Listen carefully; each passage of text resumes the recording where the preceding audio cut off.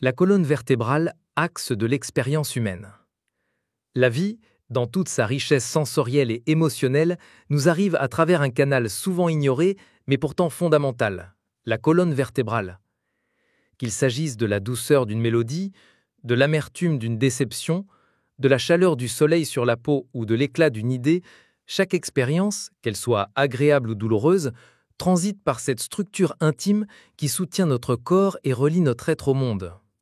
Sans elle, ou si son fonctionnement est entravé, plus rien ne nous parvient. Le monde s'éteint. Nous devenons sourds, aveugles, insensibles. La colonne vertébrale est bien plus qu'un simple empilement d'os. Elle est le conduit par lequel l'univers tout entier nous est révélé. Et pour cause, nous ne connaissons l'univers qu'à travers le prisme de notre expérience. Il n'existe pas d'autre moyen d'appréhender le réel.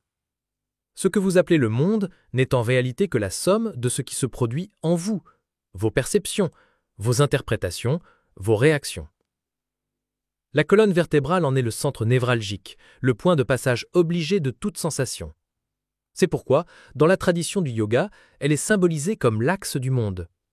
Non pas que vous soyez le centre géographique de l'univers, l'astronomie nous a depuis longtemps appris l'humilité, mais parce que vous êtes le centre de votre propre univers expérientiel. Votre réalité naît en vous, et cette naissance emprunte la voie de la colonne.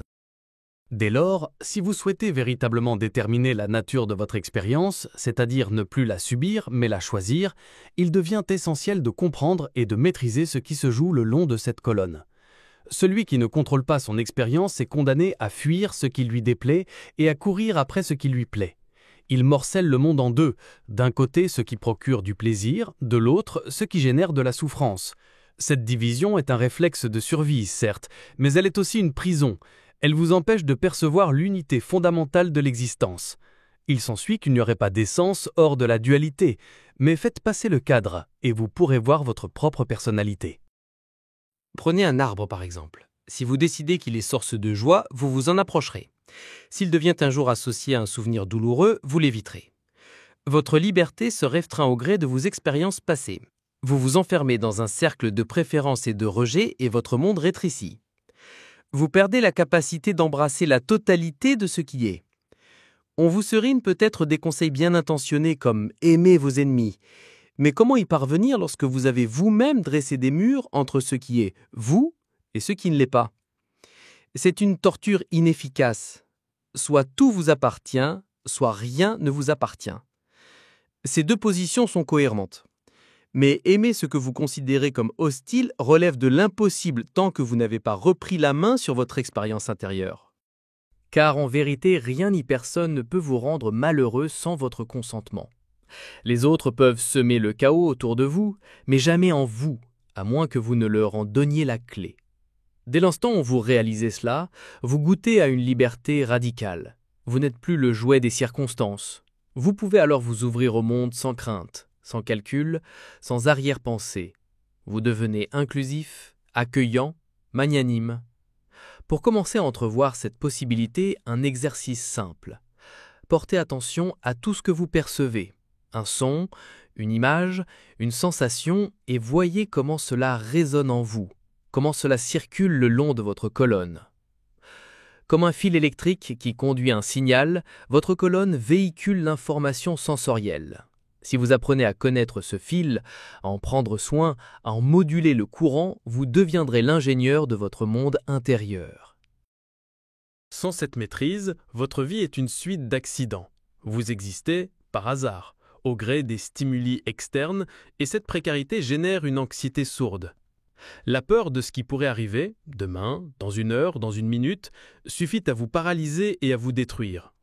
Les animaux, eux, ignorent cette angoisse. Ils vivent dans une forme de paix, mais celle-ci est fondée sur l'inconscience. Vous, l'être humain, vous avez été propulsé par l'évolution vers un niveau de conscience supérieur. Vous ne pouvez pas faire machine arrière. Vous ne redeviendrez jamais une vache paisible, aussi dur que vous essayez. Certains ont tenté de retrouver cette simplicité en imitant la vie animale, via la nourriture, l'ivresse, les plaisirs faciles, mais ces expédients ne fonctionnent pas. La paix ainsi obtenue n'est qu'illusion, un mirage qui se dissipe dès que les sens reprennent le dessus. La véritable paix ne vient pas d'un retour en arrière, mais d'un pas en avant, celui qui consiste à assumer pleinement votre humanité. Être humain, ce n'est pas seulement avoir un intellect ou des émotions complexes, c'est avoir la capacité de regarder le monde, un arbre, une pierre, un inconnu, avec tendresse, sans l'attente, sans projection. Si vous ne savez pas poser ce regard, vous n'êtes pas encore pleinement humain. Vous êtes en suspens, coincé entre deux états. L'évolution vous a offert un cadeau immense, la possibilité de décider de votre propre avancement. En l'espace de quelques heures, vous pouvez opérer un saut quantique dans votre conscience, ou bien stagner pendant des millénaires. Le choix vous appartient. Beaucoup de grandes idées, comme « l'amour est au centre de l'univers », sont poétiques, romantiques, mais elles ne fonctionnent pas. Elles ne sont d'aucune aide pratique. L'amour est une émotion humaine, pas un principe cosmique. Les atomes n'ont pas besoin d'amour pour tourner, et l'univers se moque bien de vos états d'âme. Ce qui compte, c'est que vous repreniez la responsabilité de ce qui se passe en vous. Personne n'a besoin de vous dire « sois heureux » ou « sois aimant ». Si vous contrôliez votre expérience, vous seriez naturellement joyeux, paisible, bienveillant. Le problème n'est pas que vous ne vouliez pas l'être, le problème est que vous ne savez pas comment faire.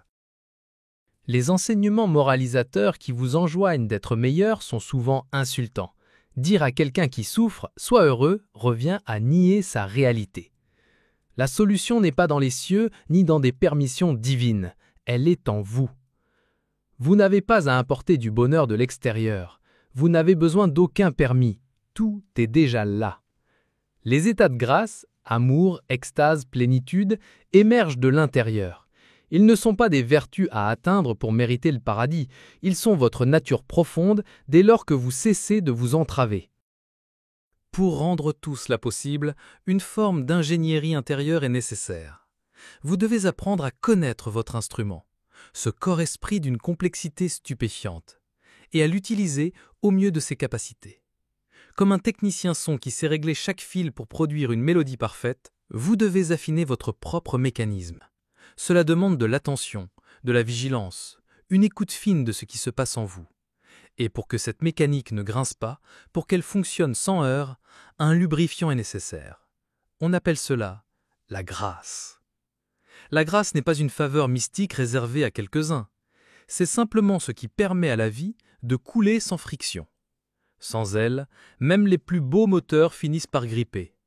Beaucoup d'êtres humains se brisent alors qu'ils ne cherchaient qu'à vivre paisiblement, manger, dormir, aimer. Rien de plus. Mais sans cette fine couche de lubrifiant, l'existence devient une lutte épuisante. La grâce, c'est cette aide discrète qui rend le chemin praticable. Elle ne fait pas le travail à votre place, mais elle allège l'effort. Alors, par où commencer? Par le commencement? Par le centre? Par la colonne vertébrale? Portez-y attention. Écoutez-la. Apprenez à sentir la vie qui y circule. Peu à peu, vous reprendrez le contrôle de votre expérience. Vous ne subirez plus le monde, vous le danserez. Et dans cette danse, vous découvrirez que le paradis n'est pas une destination lointaine. C'est un état intérieur qui ne dépend que de vous. Merci infiniment de votre écoute attentive et de votre présence tout au long de cet essai. Je tiens à vous rappeler que cet ouvrage, L'étape vertébrale, est offert gratuitement à tous les auditeurs francophones, en particulier à ceux qui rencontrent des difficultés pour accéder à des textes aussi rares et précieux. Il a été lu entièrement en anglais, et ces idées essentielles vous ont été restituées en français avec le souci de rester fidèle à la profondeur et à la simplicité de l'enseignement de Sadhguru. Si ce contenu vous a touché, éclairé ou accompagné d'une manière ou d'une autre, votre soutien, qu'il soit financier ou moral, est précieux. Il permet de continuer à partager des connaissances transformatrices, accessibles à tous, sans barrière de langue.